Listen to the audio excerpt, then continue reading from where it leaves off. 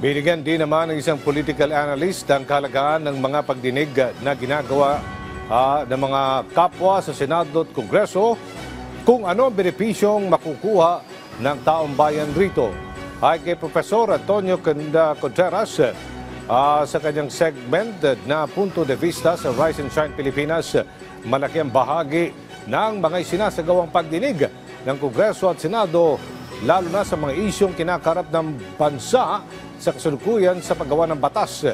Ginit ni Contreras, nakakalungkot anyang isipin na ang mga itinatanong sa mga pagdinig ay hindi na naaayon sa pagbalangkas ng batas.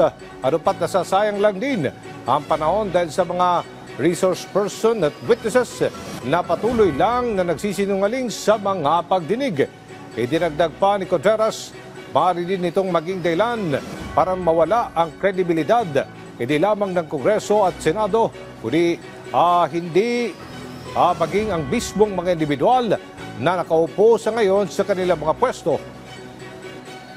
Hindi ko na maintindihan bakit kailangang pilitin nila ang mga witnesses na alam naman nila magsisinungaling. Yun lang ba ang source ng truth dun sa mga kasalukuyang congressman at senador? Mag-ingat po tayo na mawala na ng galang ng tuluyan ang mga tao sa proseso na napakahalaga ang papel na ginagampanan sa ating demokrasya at sa ikabubuti ng mamamayan at ng republika.